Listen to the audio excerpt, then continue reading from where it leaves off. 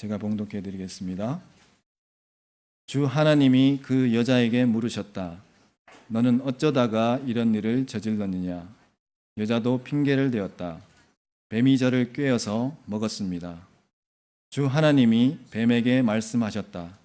내가 이런 일을 저질렀으니 모든 집짐승과 들짐승 가운데서 내가 저주를 받아 사는 동안 평생토록 배로 기어다니고 흙을 먹어야 할 것이다.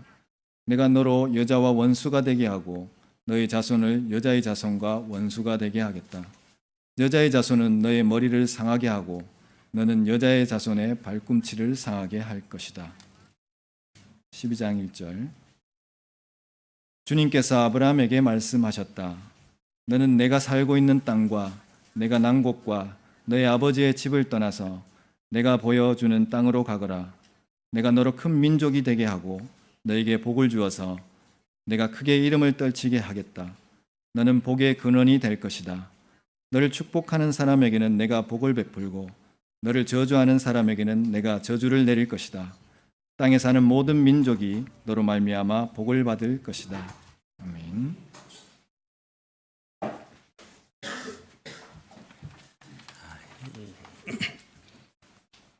에어컨을 조금 낮춰주시면 감사하겠습니다. 또 이렇게 추워하시는 분들 계시기 때문에 여러분들 스포츠 경기를 보는 것을 좋아하십니까? 스포츠 경기를 좋아하지 않는 사람들이 보면요 이해가 안 되죠. 사람들이 버스를 타고 가가지고 야구를 보기도 하고 거기 물건들도 아무 필요 없는데 사는 물건들도 많이 있고 돈을 쓰기도 하고 재미없어 하는 사람들의 이유 중에 한 가지가 뭐냐면 그 경기에 룰을 알지 못해서 그 경기가 재미없는 그런 경우들이 많이 있다라고 저는 생각을 합니다. 미국에 제일 인기 있는 스포츠가 뭡니까? 야구일까요? 농구일까요? 럭비일까요? 아메리칸 풋볼. 아메리칸 풋볼이죠. 그 축구를 풋볼이랍니까? 사커라 합니까? 사커라죠. 근데 영국에서는 사커라 하지 않고 풋볼이라고 이렇게 이야기합니다. 그래서 아메리칸 풋볼을 해야지 그건지 알지 그냥 풋볼이라면 축구로 그렇게 생각을 합니다. 아메리칸 풋볼이 되게 인기가 많습니다. 하지만 여러분들 그거 보면요 재미있습니까 없습니까? 재미있다는 사람도 있고 없다는 사람이 있죠. 차이가 무엇입니까? 룰을 알고 보면 재미있는데 룰을 모르고 보면요 자기들끼리 몸을 부딪혀가지고 왔다 갔다 하고 뭐 공을 갖다가 이게 도저히 어떨 때는 뻥 차기도 하고 어떨 때는 공을 안고 뛰기도 하고 이 룰을 모르면 재미가 없는 거예요. 룰을 알고 보면 재미가 있습니다. 제가 영국에 살 때에 크리켓을 TV에서 해주더라고요. 크리켓을 이 동양에는 안 하지 않습니까? 크리켓을 본 적도 없고 보는데 룰을 모르니까 재미가 없어요. 재미가 없는데 사람들은 되게 좋아하더라고요. 인기가 많아요. 특히 크리켓이 인도에서는요 제일 인기 많은 그런 종목인데 이 룰을 조금씩 이제 재밌게 보기 위해서 알면요 재밌어요. 그 뒤에 나무가 서 있는데 투수가 공을 던져가지고 나무가 뒤에 넘어지거나 그 타자 몸에 맞거나 하면 타자는 아웃이에요. 그런 룰을 보면 재밌습니다. 크리켓을 한 게임 하는데 2박 3일이 걸려요. 2박 3일. 어떨 때는 2박 3일 계속해서 이제 해야 되는 거예요. 룰을 모르면 재미없지만은 룰을 알면 국민적인 스포츠로서 사람들이 되게 많이 좋아하고 그것을 즐깁니다. 우리 신앙생활이 비슷한 면이 있습니다. 똑같지는 않지만은 신앙생활에 룰을 알지 못하고 내용을 알지 못하고 내가 도대체 뭘 믿는지 도대체 무엇을 말하는지를 알지 못하면요 이 신앙생활에 즐거움이 없을 수 있습니다. 그래서 교회를 다니는데 다니다가 안 다니다가 할 수 있는 거예요. 하지만 신앙생활에 룰을 알고 내용을 알고 내가 무엇을 믿는가를 알고 스포츠의 인기 스타를 아는 것처럼 신앙의 인기 스타들의 신앙생활들을 내가 알게 되면 이 신앙생활이 즐겁게 재미있게 이 신앙생활을 할 수 있어요. 그래서 이 신앙생활을 할 때에 그런 내용들을 알면 역사도 알고 내용도 알고 그렇게 돼 있으면 우리가 신앙이 강할 때가 있고 약할 때가 있고 그럴 때는 있지만은 신앙을 내가 떠나거나 뭐 유무가 있을 수는 없어요. 떠날 수는 없습니다. 또 강할 때가 있고 약해질 때가 있을 수는 있을지 모르지만은 하지만 이 내용을 알지 못하고 그냥 덮어놓고 복받기 위해서 믿으면 뭐 인생이 복이 많습니까? 고난이 많습니까? 고난이 많거든요. 사람들은 신앙을 떠나갈 수 있는 그런 위험에 처할 수도 있습니다. 이 우리가 신앙에 대해서 룰을 내용을 잘 알기 위해서는 어떻게 하면 잘 알 수 있을까요? 집에서 눈 감고 있으면 알 수 있습니까? 갑자기 하늘에서 뭔가 충격이 팍 떨어지면 죽습니다. 하늘에서 뭔가 떨어지면 그렇게 알 수 없고 성경책을 하나님 말씀을 봐야 됩니다. 이 말씀 안에 우리 신앙이 무엇을 믿는 것인가, 어떤 내용을 가지고 있는 것인가, 그리고 어떻게 믿어야 되는가, 룰이 무엇인가 이런 내용들을 알 수 있습니다. 그래서 성경을 자꾸 반복해서 읽으십시오, 성경을 묵상하십시오라고 이야기하는 겁니다. 어릴 때부터 우리는 하루에 성경 3장씩 주일날 5장 읽으면 1년이면 1동 한다 이런 말을 많이 들었어요. 지금 생각해보면 그 말이 독이 된 것 같아요. 하루 3장씩 읽으십니까? 잘 안 읽으시거든요. 첫날 1월 1일날 읽다가 한 3일날 안 되니까 오늘 3장 못 읽으니까 포기해버린, 진도가 못 따라가니까 올해도 1도 하긴 걸렸다 안 하는 거예요. 처음부터 그렇게 하지 말고 무조건 하루에 한 장만 읽으십시오 이렇게 말했으면 3년에 한 번은 읽을 건데 우리가 이게 너무 쉽게 포기하지 않았는가. 여러분 성경 하루에 한 장씩만 읽으십시오. 저는 2장 읽고 싶은데요. 그런 유치한 이야기가 아니지 않습니까? 2장 읽으십시오. 그러면 한 장씩만이라도 읽으십시오. 아니 반장이라도 읽으십시오. 반장이라도. 그러면 적어도 5, 6년이면 한 번 읽는데 교회 다니면서 5, 6년 지나도 성경 한 번 못 읽는 사람이 대부분이지 않습니까? 그러니까 하루에 여러분 조금이라도 매일 꾸준하게 읽는 것이 중요하니까 이 말씀을 읽으십시오. 이 말씀을 읽어야지 우리 신앙이 성장을 합니다. 내가 무엇을 믿는지를 압니다. 재미있게 즐겁게 신앙생활을 우리가 해나갈 수 있습니다. 이게 그냥 세상의 재미란 것이 아니라 스포츠 경기를 즐기듯이 우리가 그것을 보는 것처럼 신앙생활의 그 즐거움을 우리가 알 수 있게 됩니다. 말씀을 우리가 알아야 됩니다. 이 책이 이 두꺼운 책을 요즘 현대인들이 봅니까 안 봅니까? 요즘은요 이 요만큼 두꺼운 얇은 책들도 보지 않습니다.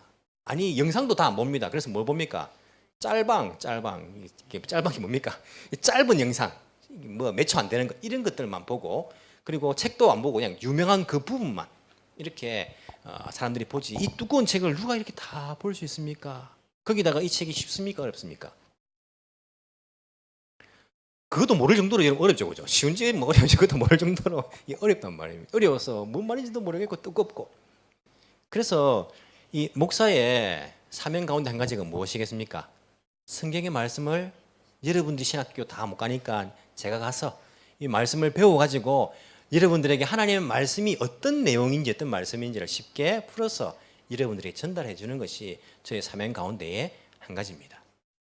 제가 그래서 여러분들에게 이 성경 전체 주제에 관하여서 여러분들에게 말씀드린 적이 있습니다. 하나님 나라에 관하여서 설교를 한 적도 있고 지난번까지는 예수님의 생애에 대해서 우리가 시간 순서로 자 이렇게 보다 더 복음서를 여러분들이 쉽게 읽기 위해서 복음서를 제가 시간 순서대로 예수님의 생애를 반복적으로 그렇게 정리를 해드렸습니다. 이번에는 성경을 한 주에 한 권씩 제가 정리를 해드리려는 마음을 가지고 있습니다. 오늘은 창세기가 어떤 내용인가 그리고 출애굽기가 어떤 내용인가 이렇게 한 주에 한 권씩을 정리해 나가면 우리가 성경을 전체적으로 그리고 각권적으로 보다 더 쉽게 우리가 읽을 수 있지 않을까라는 생각들을 하고 있습니다.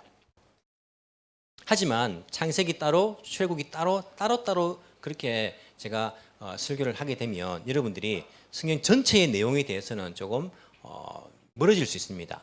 여러분 설교 말씀을 들을 때에 어떤 날은 요한계시록, 어떤 날은 뭐 에베소서, 어떤 날은 또 뭐 창세기 이렇게 왔다 갔다 듣다 보니까 그날 받는 은혜는 있지만은 성경 전체가 무슨 내용인지를 이렇게 감이 안 잡힐 때가 많거든요. 그래서 오늘 전체적인 이야기를 잠시 해드리고 창세기 내용에 대해서 이렇게 여러분들에게 말씀을 전하려고 합니다.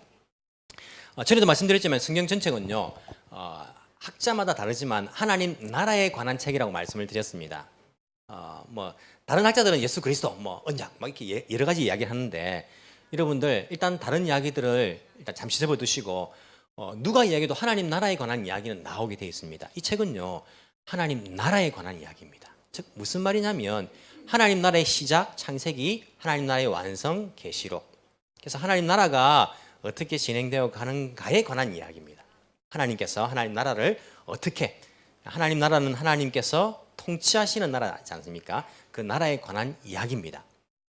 성경은 구약과 신약으로 나눠져 있는데 구약과 신약이 다른 이야기가 아닙니다. 똑같은 이야기입니다. 구약과 신약은 하나님의 뜻은 똑같습니다. 똑같은 내용을 담고 있습니다. 하지만 시기적으로 구약과 신약 뭐 이렇게 나눠놨을 뿐인데 우리가 이 구약과 신약은요. 죄송합니다. 하나님 나라의 시작. 자, 모세오경이 있죠, 구약에. 모세오경. 창세기부터 출애굽기, 레위기, 민수기, 신명기. 모세가 기록한 이 모세오경은요. 하나님 나라의 시작에 관한 이야기지 않습니까? 그리고 하나님 나라의 율법, 법칙에 관한 이야기입니다. 맞습니까? 이 이야기를 하고 있습니다. 율법서라고 이야기하기도 합니다. 우리가 모세오경을. 그 다음부터 나오는 여호수아서가 있습니다. 그리고는 에스더서까지 우리가 역사서라고 이야기합니다. 하나님 나라로서의 이스라엘의 역사입니다. 이게 세상에서 말하는 세계사로서의 이스라엘 역사가 아닙니다. 그것은 좀 다른 이야기입니다. 이것은 하나님 나라로서의 이스라엘 역사가 여호수아서부터 에스더까지 나오고 있습니다. 그 다음은 역사서가 아니니까 시간 순이 아니고 시가서라고 나옵니다. 욥기, 시편, 잠언, 전도서, 아가서. 제가 1부 때 전도서까지 말했네. 잘못했네요. 아가서까지 시가서입니다. 하나님 나라의 그러한 그 사람들이 체험을 하면서 고백한 신앙들 아니지 않습니까? 욥기, 시편 다 이 하나님 나라 백성으로서의 그러한 고백들을 담고 있습니다. 어떻게 하나님께서 우리에게 오셨고 찬양하고 어떻게 내가 하나님과의 관계를 이렇게 가지고 이런 이야기들. 그 뒤에는 뭡니까? 예언서입니다. 예언서. 예언서 내용은요 많이 있지만은 동일합니다. 예언서 내용이. 예언서는 어떤 내용을 담고 있습니까? 하나님 나라 백성으로서 살면 하나님께서 축복해주고 복을 주고 하나님 나라 백성인데 세상 나라 사람처럼 살면 하나님께서 벌하신다. 대신 회개하고 돌아오면 하나님께서 회복시켜 주신다. 이 내용을 예언서에 담고 있습니다. 자, 신약을 보십시오. 제일 처음 뭡니까? 복음서가 나와요. 복음서가. 복음서는요. 하나님 나라로서의 교회, 예수님을 통하여서 완성된 그 하나님 나라의 시작입니다. 복음서가. 그래서 복음서에는요. 율법이 나오지 않습니까? 구약의 율법을 예수님께서 다시 해석을 해 주시는 거예요. 산상수훈에서 복음서에서 똑같습니다. 모세오경과 똑같은 구조를 가지고 있습니다. 복음서 하나님 나라의 시작입니다. 그 다음에 사도행전 나옵니다. 역사서입니다. 우리가 여호수아부터 에스더까지 역사서인 것처럼 사도행전 하나님 나라로서의 교회의 역사서가 나오는 거예요. 나오죠? 그 뒤에는 서신서가 나옵니다. 시가서와 똑같습니다. 하나님 나라 백성들의 고백, 삶, 찬양, 이게 시가서, 서신서. 그 뒤에 뭡니까? 예언서 나왔죠? 똑같습니다. 요한계시록 예언서가 나옵니다. 내용 똑같습니다. 요한계시록 내용이 어렵죠? 하지만 똑같습니다. 흐르는 것은 무엇입니까? 하나님 나라 백성으로 살면 우리가 하나님께 복을 받고 하나님 나라 백성인데 세상 나라 사람처럼 살면 벌을 받는 거예요. 하지만 회개하고 돌아오면 하나님께서 회복시켜 주신다. 이것이 바로 예언서입니다. 구약과 신약은요 똑같은 이야기를 담고 있어요. 단지 누구를 통해서 하나님 나라를 이야기하는가가 다릅니다. 구약은 이스라엘이라는 나라를 통해서 하나님 나라를 이야기하는 것이고 신약은 교회를 통하여서 하나님 나라를 이야기하는 것이에요. 이 하나님 나라에 관한 이야기를 구약에서 신약에서 하고 있는데 성경을 읽으실 때에 하나님 나라와 함께 두 가지 단어를 여러분들이 생각을 하면서 성경을 읽으셔야 됩니다. 이 두 가지 단어가 성경 전반 하나님 나라에 흐르고 있는 두 가지 요소입니다. 첫 번째가 뭐냐면 자비라는 겁니다. 자비. 구약 히브리어 성경에서는 이게 헤세드라고 말하고 있습니다. 헤세드, 중요한 개념이에요. 자비, 하나님의 자비입니다. 이게 신약에서는 어떤 단어로 표현하냐면 어떤 단어일까요? 사랑이 사랑. 헬라어로 말하면 아가페. 이 사랑, 자비가 어려우면 사랑이 이 흐르는 하나님 나라를 구성하는 아주 중요한 요소, 단어입니다. 또 한 가지가 뭐냐면 약속입니다. 약속. 이걸 계약이라고 일본 말로는 계약구라고 말하는데 계약이 아니고 언약입니다. 언약. 영어로 하면 covenant. 언약은 하나님 편에서 일방적인 약속입니다. 내가 하나님하고 사이에 동등하게 계약을 한 것이 아니라 하나님께서 일방적으로 우리에게 하신 약속, 이게 언약이라고 말합니다. 성경을 읽으실 때에 하나님 나라에 관한 이야기구나. 거기에 중요한 것은 하나님의 사랑과 약속이구나. 이것을 염두하면서 성경을 읽으시면 여러분들이 성경 중간중간에 이 내용들이 이해가 됩니다. 하나님이 사랑에 의해서구나. 하나님 약속에 의해서구나. 왜 하나님께서 이렇게 말씀하셨고 이렇게 행동하셨구나. 그것을 여러분들이 처음에는 잘 모를 수 있어요. 하지만 계속 이 단어를 묵상하면서 성경 읽으시면 성경의 내용들이 성령의 조명에 의해서 성령님 하시는 일 가운데 제일 중요한 일이 뭐라 했습니까? 말씀을 생각나게 하시는 것, 깨닫게 하시는 것. 무슨 말? 그 성령님의 조명에 의해서 여러분들이 성경 말씀이 어떤 내용인지를 쉽게 알 수 있을 겁니다. 이 하나님의 헤세드, 아가페, 하나님의 약속, 카버넌트, 언약, 하나님의 사랑과 약속이 이게 완성된 것이 누구냐면 예수님입니다. 예수님은요, 하나님의 사랑의 결정체입니다. 그리고 예수님은 하나님의 약속에 의해서 이 땅에 오신 거예요. 그게 우리가 잘해서 우리에게 어떤 원인이 있지 않습니다. 하나님 온전한 언약에 의해서 예수 그리스도가 오신 거예요. 그래서 예수님은 하나님의 자비와 약속의 결정체입니다. 하나님 나라의 완성이라고 이렇게 이야기하는 이유가 뭐냐면 하나님의 자비와 약속이 예수님을 통해서 십자가 그 희생을 통해서 이루어지는데 이 예수님을 통하여서 온전한 하나님 나라의 백성이 될 수가 있기 때문에. 그래서 성경은요, 하나님 나라 백성이 되는 방법을 이야기해 주고 있고 하나님 나라 백성으로 사는 방법을 이야기하고 있는 것입니다. 이 두 가지를 다 이야기합니다. 하나님 나라 백성이 되는 법, 하나님 나라 백성으로 사는 법. 이게 구약이나 신약이나 똑같습니다. 이것은 나에게 원인이 있는 것이 아니고 온전한 하나님의 자비, 하나님의 사랑입니다. 그리고 하나님께서 일방적으로 우리에게 하신 약속, 언약, 거기에 근거를 두고 있는 것입니다. 이 단어를 생각하시면서 성경을 찬찬히 읽어가시면 됩니다. 그 가운데 오늘 창세기를 여러분 우리가 부분적으로나 읽었습니다. 창세기 보시면요, 시작이네, 시작. 브레이시트라고 이제 뭐 히브리어 시작하고 있는데 시작입니다. 태초에 이게 이제 창세기 제목 달지 않고 태초에 이게 이제 첫 단어입니다. 처음 시작입니다. 천지 창조, 천지의 시작을 말하고 있습니다. 인간이 어떻게 시작되었는가를 말합니다. 그리고 죄가 어떻게 시작되었는가를 말합니다. 거기다가 이스라엘이 어떻게 시작되는가도 거기에 말하고 있습니다. 시작에 관한 여러 가지를 이야기를 하고 있습니다.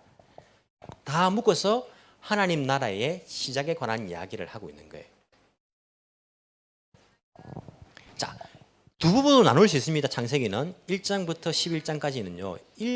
일반적인 인류의 시작입니다. 일반 인류의 시작.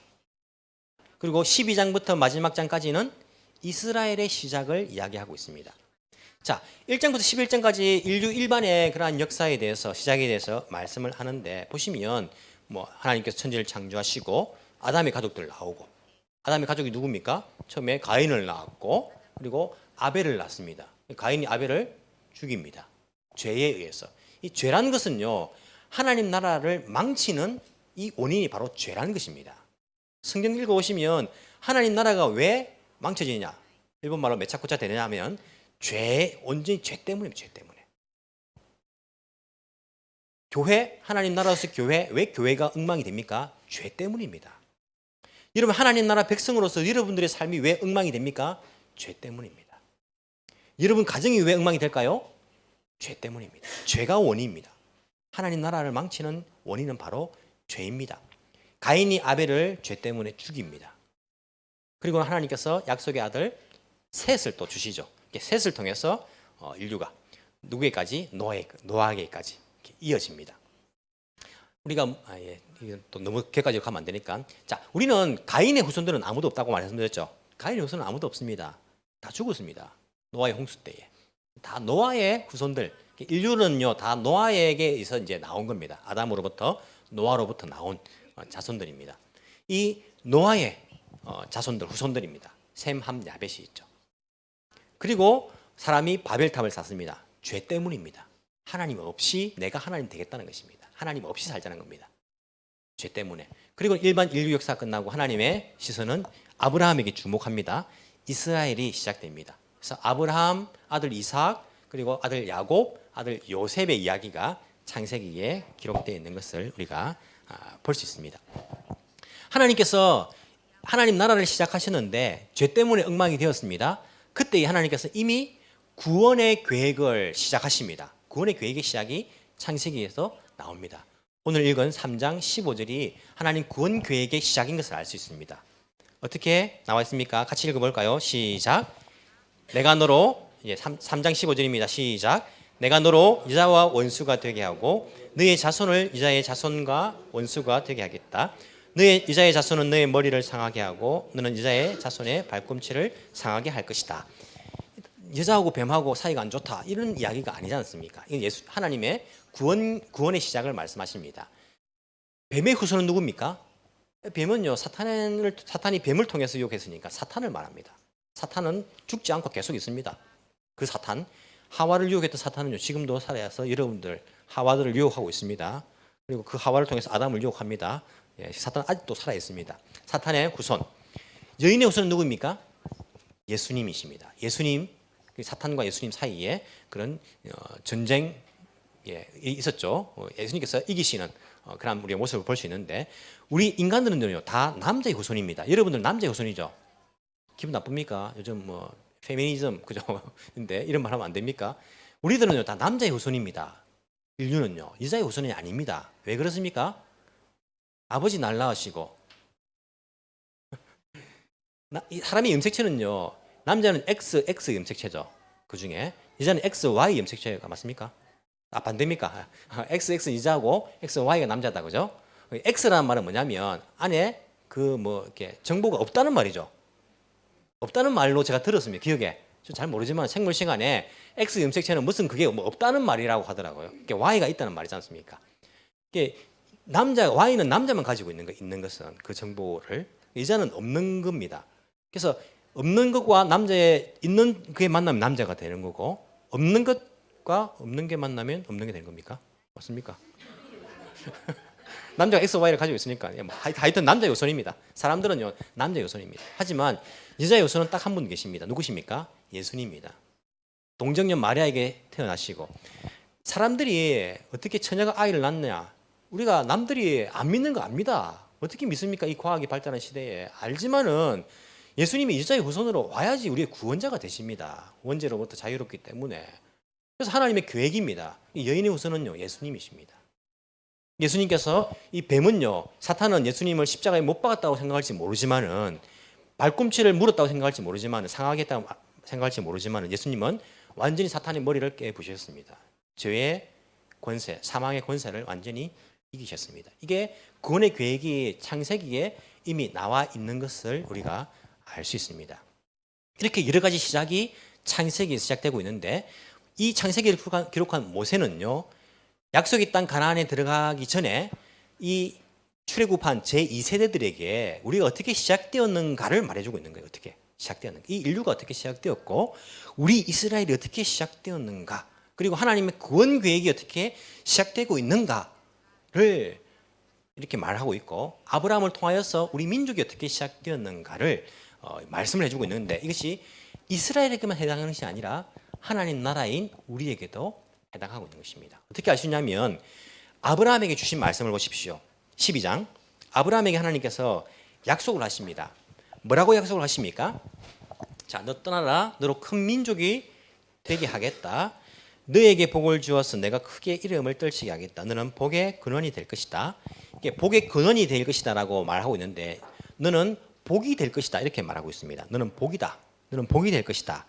그래서 너를 축복하는 사람에게 내가 복을 베풀고 너를 저주하는 사람에 내가 저주를 내릴 것인데 땅에 사는 모든 민족이 너로 말미암아 복을 받을 것이다. 이렇게 말하고 있습니다. 아브라함을 통해서 이스라엘만 복을 받아야지 이스라엘 민족 정체감으로서는 맞는 거 아닙니까? 모세가 이야기할 때도 그렇지 않습니까? 우리 뭐 한국에 단군 신화가 있는데 단군 때문에 한국이 복을 받아야지 단군 때문에 뭐 유럽에 있는 나라가 복을 받는다는 게 말이 됩니까? 말이 안 되지 않습니까? 하나님께서는요 모세를 통해서 아브라함을 통해서 땅의 모든 민족이 복을 받을 것이다. 너는 복이 될 것이다. 이렇게 말씀하시는 거예요. 이게 무슨 말씀이냐면 하나님께서 이스라엘을 그냥 한 나라, 국수주의, 나라만 사랑하신 것이 아니라 하나님 나라로서의 이스라엘을 택하신 거예요. 왜 택하셨냐면 하나님 나라를 보여주는 모델로서 이스라엘을 택하신 거예요.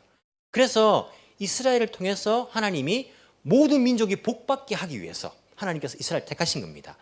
그래서 이스라엘 나라를 뭐라고 말합니까? 제사장 나라다 이렇게 이야기하는 거예요. 신약도 마찬가지입니다. 하나님 나라 교회를 통해서 교회 다니는 사람만 복 받게 하는 것이 하나님 뜻이 아니라 교회 다니는 예수 믿는 사람들, 하나님 나라 백성들을 통해서 모든 열방이 복을 받게 하는 것이 하나님의 뜻입니다. 그래서 우리를 뭐라고 말씀하시냐면 너희는 다 왕 같은 제사장이다 이렇게 말씀하시는 거예요. 하나님의 뜻입니다. 이게 하나님 나라가 마음에 있는 거예요. 교회만 마음에 두고 있는 건 아닙니다. 이스라엘만 마음에 두고 있는 거 아닙니다. 모든 민족을 하나님께서 마음에 두고 있다는 것을 창세기에서 아브라함을 택하실 때에 이스라엘을 택하실 때에 하나님께서 밝히십니다. 그 뜻을 너로 모든 민족이 복을 받게 하겠다. 이렇게 하나님께서 이스라엘 택하신 이유를 말씀하고 있는 거예요.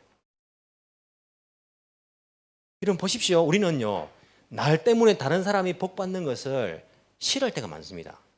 아니 나 때문에 너가 왜 복을 받아? 기분 나쁘게? 그렇지 않습니까? 내가 수고했는데 이 사람이 복을 받는 거예요. 그럼 여러분 기분 좋습니까? 안 좋습니까? 대답하기 곤란합니까? 내가 수고했는데 이 사람이 칭찬을 듣고 있는 거예요. 속상해요. 내가 수고했는데 왜 너가 복을 받지?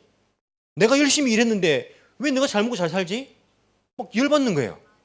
하지만 이게 하나님의 뜻입니다. 내가 복이 되는 거예요. 그래서 나를 통해서 이 사람이 복을 받는 것입니다. 아브라함이 복이 되는 겁니다. 아브라함을 통해서 다른 민족들이 하나님의 복을 깨닫고 그들이 하나님을 찾게 되는 것입니다.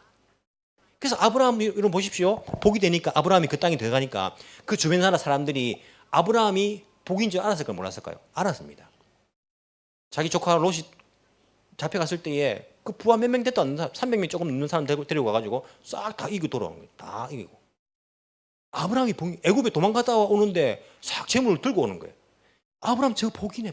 사람들 알았습니다. 이삭이 복인 거 알았을까 몰랐을까요? 사람들 알았습니다. 이삭 파는 데마다 여러분 그 땅이 얼마나 우물이 귀합니까? 물이 정말 귀한 땅인데 파는 데마다 우물이 나오는 거예요. 사람들 알았습니다. 하나님이 함께 하심으로 이삭이 복이라는 걸 알았습니다. 자기들 뺐지 않습니까? 그 우물을. 자기들이 복을 받는 거예요. 이런 야곱이 복인 것을 삼촌 라반이 알았습니까? 몰랐습니까? 알았습니다. 야곱에게 맡겨놓으면요 병든 것 맡겨놔도 새끼가 잘 쳐. 점 있는 거 맡겨놔도 점 있는 것만 나와. 뭐 점 없는 거 맡겨놔도 또 그게 나와. 이 야곱이 하나님 함께 하시니까 복이다. 알았습니다. 주변에서 알았습니다. 그 때문에 삼촌 라반이 복을 누렸습니다. 다 뺏어가지고.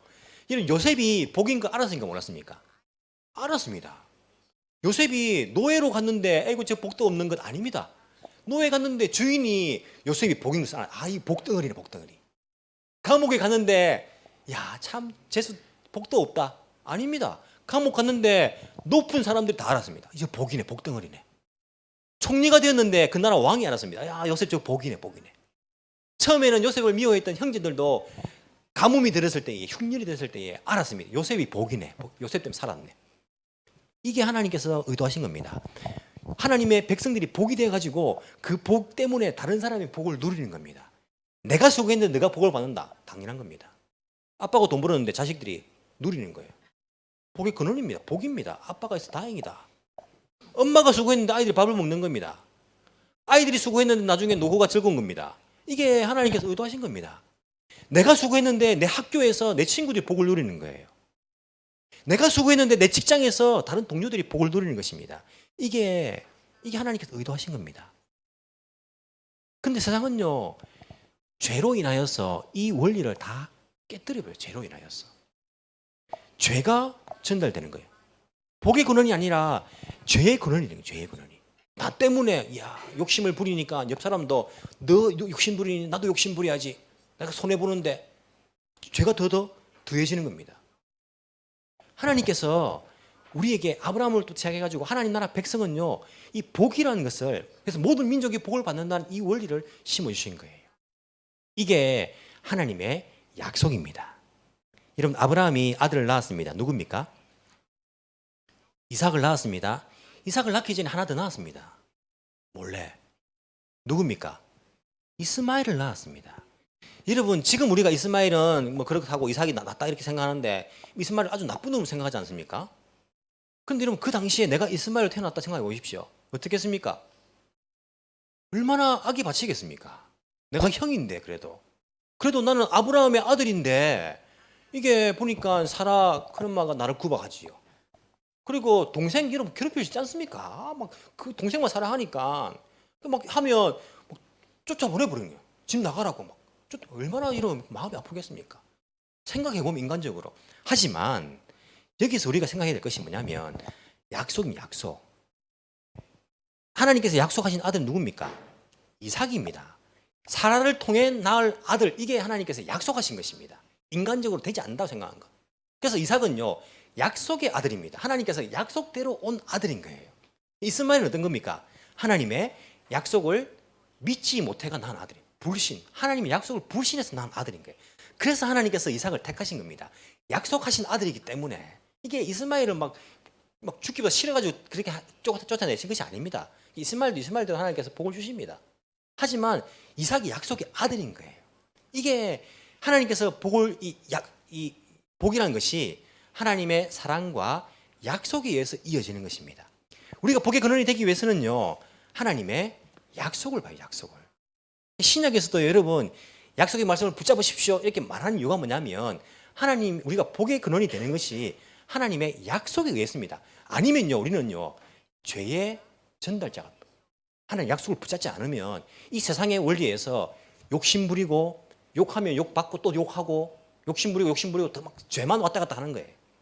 하나님 약속을 붙잡아야지 하나님의 복의 근원이 될 수 있는 거예요. 아브라함을 통해서 모든 민족이 복을 받는 것. 아빠를 통해서 모든 가족이 복을 누리는 것. 그래서 자녀들이 봅니다. 야, 아빠가 있어서 욕 같다. 우리 가정에. 아빠가 복이네. 아빠를 보니까 하나님의 복이 아빠를 통해서 우리한테 오는 걸 내가 알겠네. 이렇게 되면 아빠들은. 야, 엄마가 있어서 정말 다행이다. 우리 집에. 엄마가 있어서 내가 이렇게 복을 받네. 엄마를 보니까 하나님의 복이 엄마를 통해서 나에게 오는 걸 내가 알겠네. 이런 가정이 돼야 됩니다. 아이고, 우리 자녀들 보니까 정말 너가 내 딸, 내 아들이야. 정말 다행이다. 너를 통해서 하나님께서 우리 가정에 복을 주시니 내가 알겠네. 너 복덩어리다, 복덩어리. 이렇게 돼야 되는 겁니다. 회사에서도 마찬가지입니다. 여러분들이 회사에서 가지고 다른 사람들이 여러분들 통해서 하나님의 복을 알아야 됩니다. 야, 저 사람, 저 직원이 우리 회사에서 가지고 복이다, 복. 야, 다행이다, 다행이다. 저 사람 보니까 하나님의 복이 저 사람 통해서 오는 거 우리가 알겠네. 이렇게 돼야 됩니다. 학교에서 여러분 학생들 앉아 있는데 여러분들이 복이 돼야 되는 거예요. 하나님 약속 말씀 안 붙잡으면요, 여러분들이 죄의 전달자 되는 거예요. 같이 죄 짓고 욕하고 뭐 나쁜 짓 하고. 야, 저 친구가 우리 학교에 있어서 우리 반에 있어서 다행이네. 야, 저 친구를 통해서 우리 반이 복을 받네. 우리 학교가 복을 받네. 이렇게 돼야 되는 겁니다. 야, 저 집사님, 저 권사님이 우리 교회에 있어 가지고 다행이네. 우리가 복을 받네, 복을 받아. 여러분 떠올려 보시면 옛날에 우리 교회에 복덩어리 집사님, 권사님도 없습니까? 있지 않습니까? 하나님의 복이 여러분을 통해 가지고 여러분 옆에 있는 사람들, 이게 모든 민족에게 여러분을 통해서 복을 나눠주는 것이 되는 것입니다. 아이고, 우리 집 사람은, 우리 바깥 양반은요, 밖에서는 무뚝뚝하고 잘 못한다고 말을 안 한다고 그렇게 말하는데, 아닙니다. 집에서는 말 잘합니다. 집에서는 얼마나 야사시한지 모릅니다. 집에서는요, 가족들한테 정말 잘합니다. 이런 가장들 있죠. 이런 어머니들 계시죠. 정말 잘하고 계십니다. 집안에서 복의 근원이 되기 때문에. 하지만 집구석에서만 그렇게 잘하면 안 되는 게 아니라 교회에서도 교회에서도 복의 근원이 돼야 돼요. 교회에서도. 그리고 여러분 직장에서도, 여러분 학교에서도, 여러분이 있는 곳에서도 어디든지 여러분들이 복의 근원이 돼야 되는 겁니다. 아이고, 우리 바깥 양반은 집에서는 못하는데 밖에서는 잘해. 밖에서는. 여러분 밖에서 복의 근원이 되니까 정말 잘하는 겁니다. 하지만 어디서? 집구석에서 잘해야 돼. 집구석에서. 여러분 가족들이, 여러분들이 복의 근원인 것을 알아야 되는 것이. 여러분들이 있는 그곳에 어디든지 간에 여러분들이 복의 근원이 되는 것. 여러분 때문에 모든 민족이 복을 받는 것. 이게 외국 사람 말하는 건 아니고 여러분 지금 옆에 있는 사람들, 옆에 있는 사람들. 내가 수고했는데 그 사람이 복을 받는 겁니다. 내가 섬겼는데 그들이 복을 받는 거예요. 내가 전했는데 그들이 예수 믿게 되는 겁니다. 야, 저 사람 보니까 하나님 믿는 사람 다르네. 복이네. 복이 있네. 고난 중에서도 낙심하지 않네. 복이네. 그들이 알고 나도 하나님 백성이 되고 싶네.